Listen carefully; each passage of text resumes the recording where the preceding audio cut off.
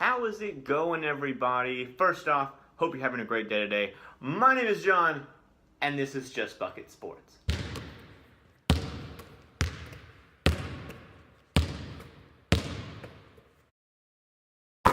So today I'm going to be covering all of the free agent signings from Sunday, and we got a lot to get through today. I'm also going to give you a little bit of, what I think of the signing for the team, a little bit of that as well, but we've got a lot to get through today, so let's get into it.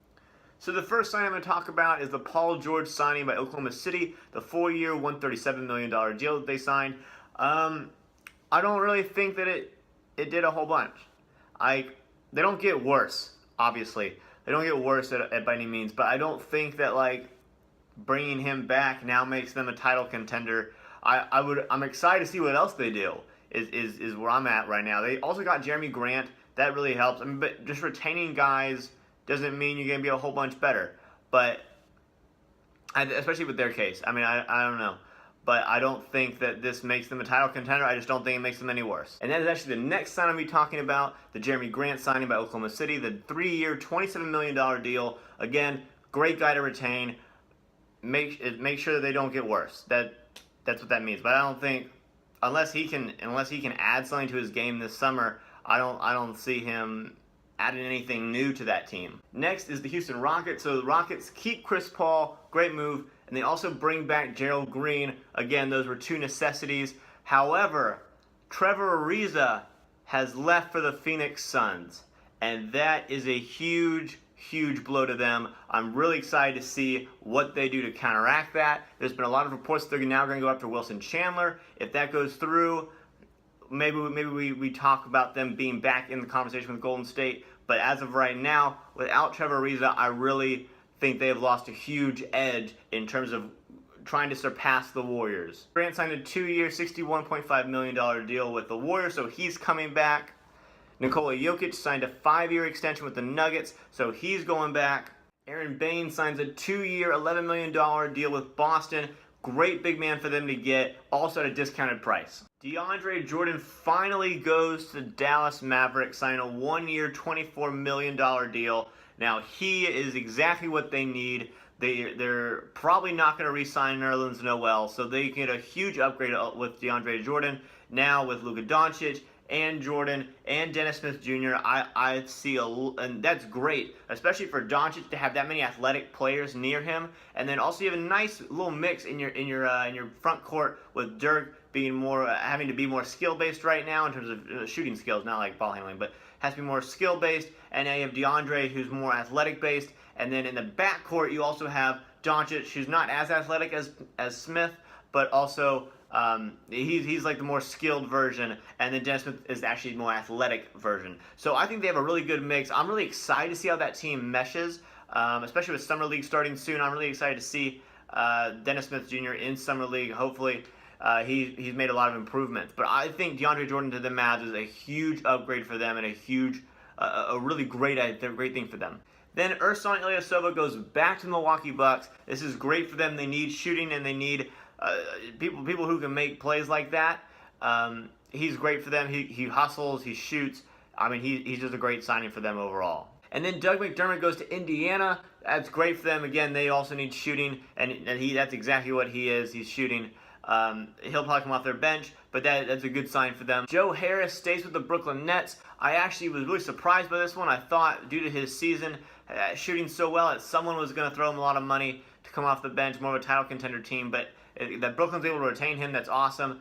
He gets a 2-year, $16 million deal, so $8 million a year on average. That's about what he should be paid. That's a good signing for them. They also got Ed Davis from the Portland Trail Blazers, which is huge for them because they really need serviceable, good bigs. And apparently Damian Lillard and CJ McCollum are really upset that Portland let him go. But it is a great signing for Brooklyn. He's a really good player for them. Next, Rudy Gay signs a 1-year, $10 million deal in San Antonio. Again, great for them. They don't get any worse. Derrick Rose signs a 1-year deal in Minnesota. Marco Bellinelli is also going to the San Antonio Spurs, and that is a huge sign for them. He averaged more points than every other Spur except for LaMarcus Aldridge last season.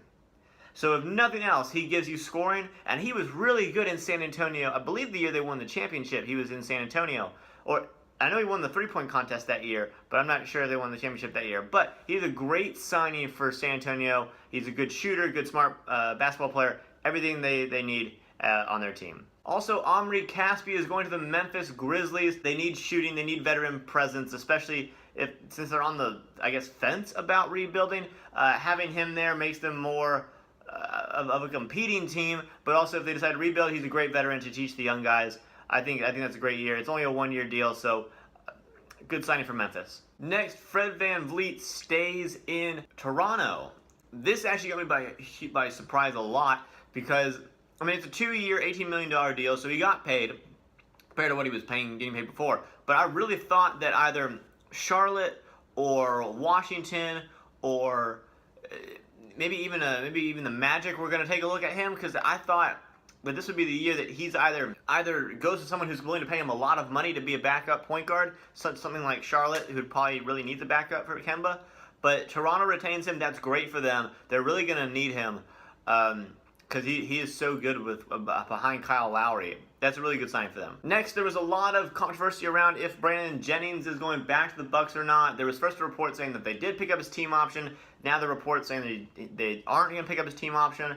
But I mean, I hope he goes back to the Bucks. He really needs to just be with them and find his footing back in the NBA. So I hope he goes back to Milwaukee, and I hope they pick up his team option. Next, Glenn Robinson III signs a 2-year deal with Detroit. This is great for them. They need athleticism, they need shooting. He brings both of those. Ever since they lost Tobias Harris, I think this is going to be a really good... He's not Tobias Harris, but he's a really good, serviceable forward that is probably going to help them a lot next season. Mario Hezonja is going to the New York Knicks. He's out of Orlando. I think it's a great idea. He was supposed to be really good when he was going from overseas to the NBA, but Magic years of his career weren't that good. So hopefully he finds his footing with New York. I think it's good for New York. They get another kind of European player. I feel like Porzingis would play with any European player, will just work magic and make them good. But hopefully he does good. Hopefully he finds his footing. I do think it's a good signing for them. I mean, he's supposed to be a good athletic shooter, and hopefully he develops into that in New York. Next, the Orlando Magic signed Aaron Gordon to an extension over about 4 years. So that's really good for them to retain him. I don't know how good it is for him. I really thought that he was going to leave and try and go to a better team. But I mean, the fact that Orlando was able to keep him, great for them. But I mean, hopefully he can carry them to do something, or he needs to leave and try and accomplish something in his career. Now I'm going to go over the one thing that I have not talked about yet, and that is the Lakers. So the Lakers get LeBron James, and then they get everyone who hates LeBron James. So not only do they get LeBron James on a 4-year deal, which is huge for a LeBron contract, because that's the longest contract he has signed since joining the Miami Heat. So he's there for a long time. Then they go out and get Lance Stevenson, and then they go out and get JaVale McGee. And so I actually am really up on both the signing of Lance Stevenson, who can handle the ball. And I think that's what they're mostly going to go after. I don't think they're going to surround LeBron with a bunch of guys that are just shooters, who need to be set up.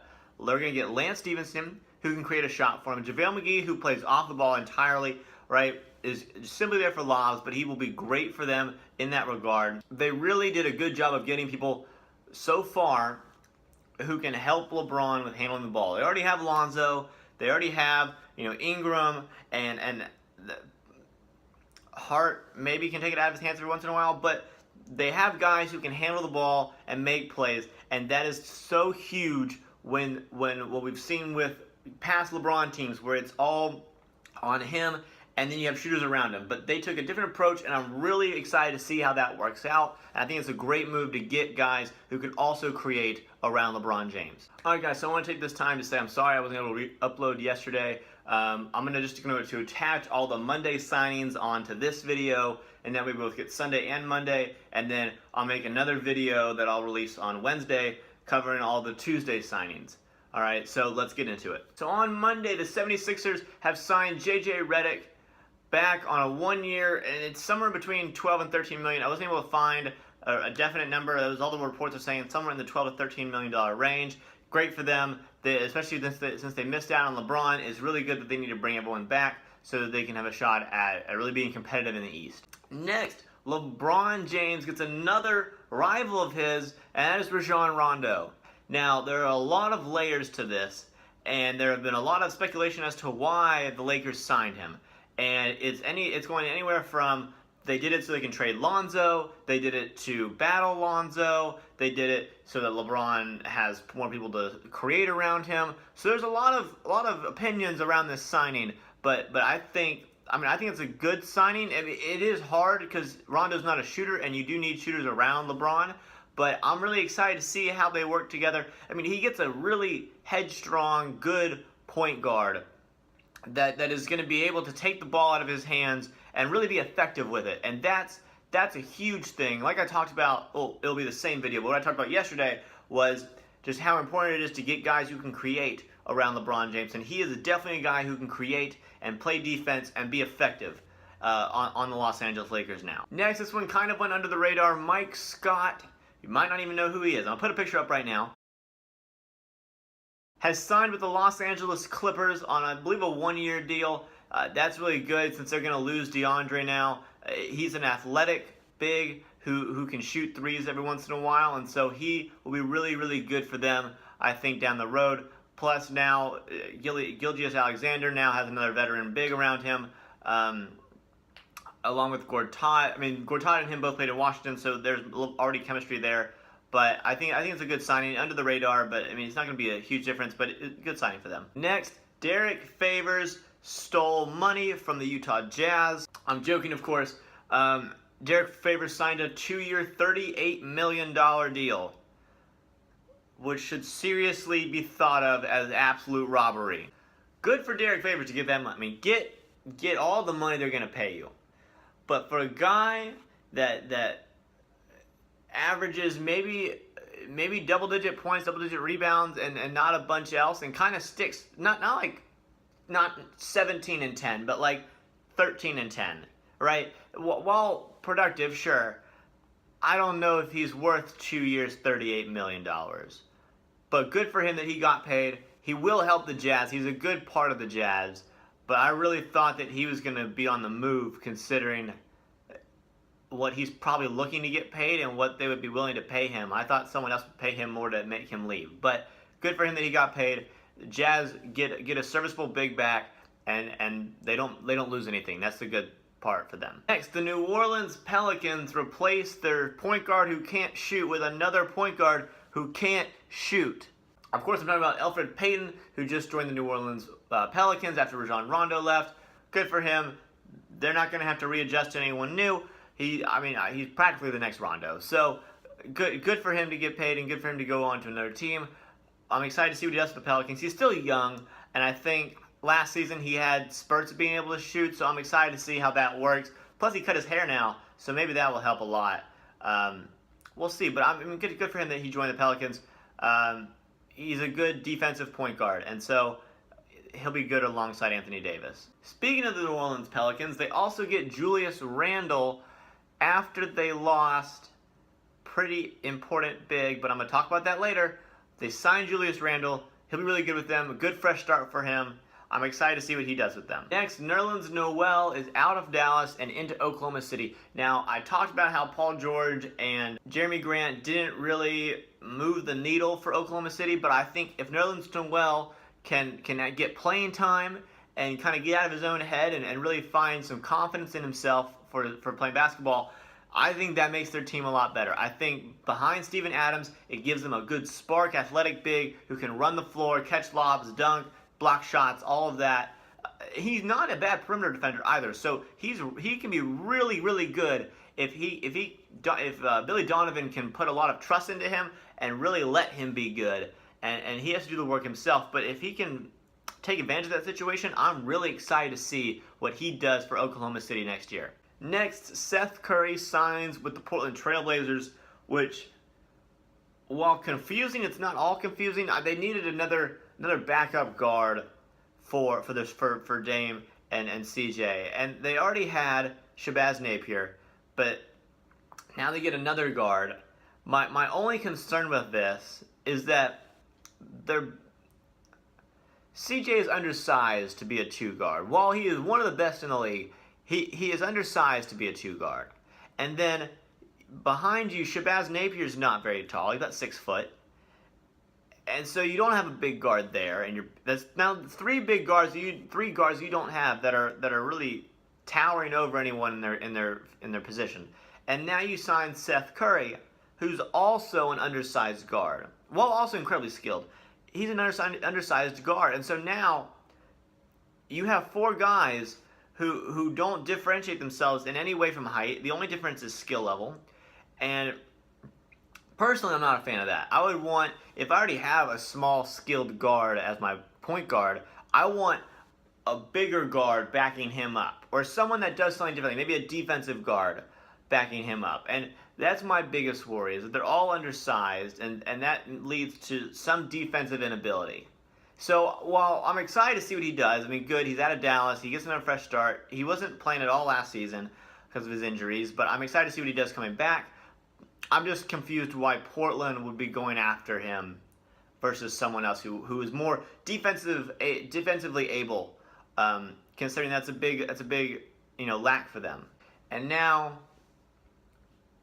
DeMarcus Cousins signed with the Golden State Warriors.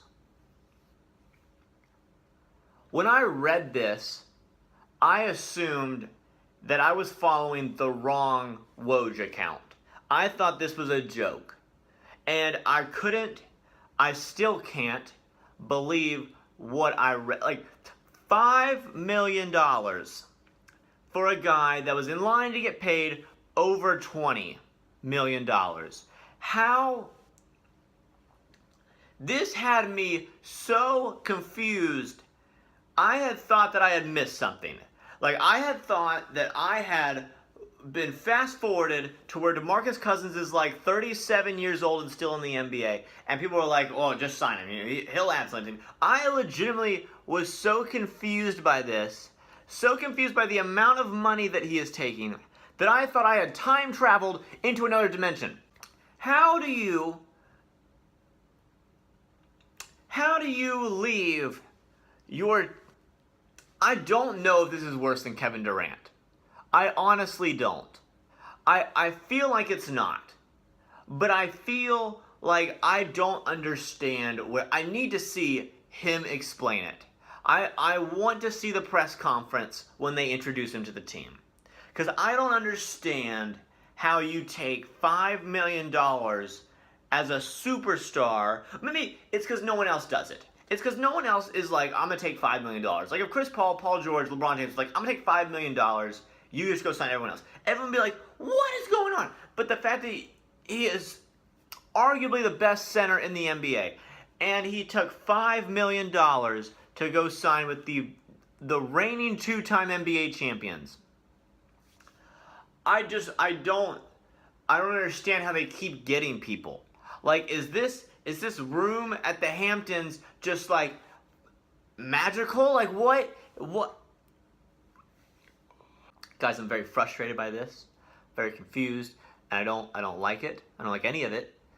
But it's already happened, and we have to accept it. And I don't understand. I don't understand how he could do that. I don't understand how the Golden State Warriors keep doing this. I don't understand how they keep doing it. I can't explain it. I don't like it. I can't understand it. Why even watch next season? Alright everybody, that's all I got for you today. If you enjoyed the video, please leave a like. Make sure to subscribe. Comment what you guys think. Comment if I missed any free agent signings in the comment section down below. Make sure to share the video as well. Again, I'm going to have another video up on tomorrow, Wednesday, about all the signings from Tuesday. But I would love for you guys to comment what's your favorite team? Who do you want them to sign? Who have they already signed? And what do you think about those? But make sure to leave that in the comment section down below. And I will talk to y'all tomorrow.